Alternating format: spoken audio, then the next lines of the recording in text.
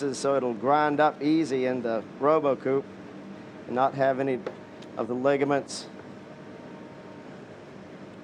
giving you any problems later.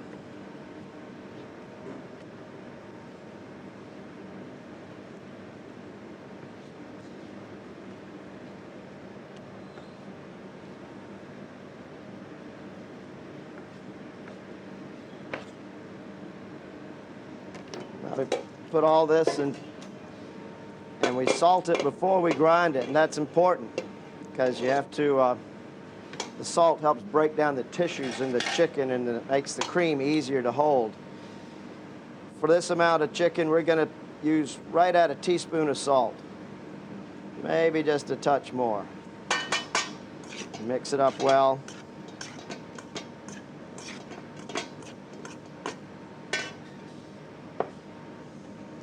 Put it in my wife's Cuisinart. We'll do about half at a time. I like to keep the chicken and the mousse on ice. But if it's hot in your kitchen, you don't want the mousse to get hot. And we'll just puree it a little bit at a time.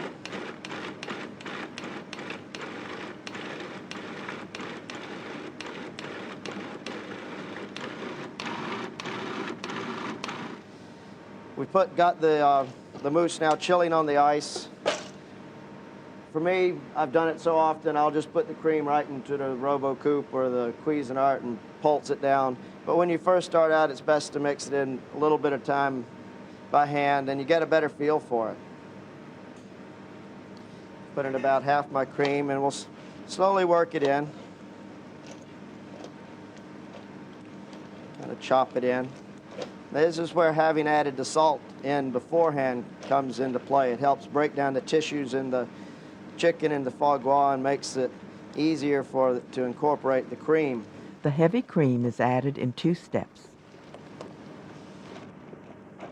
We put this mousse into the mushroom caps because we want to feature our local mushroom growers' wonderful product, but it's also excellent in a little tart. You do a pastry shell and layer it with artichokes or celery root or anything you want, asparagus, and put a little pastry lid on it and bake it in the oven. Makes an excellent tart for a hors d'oeuvre party.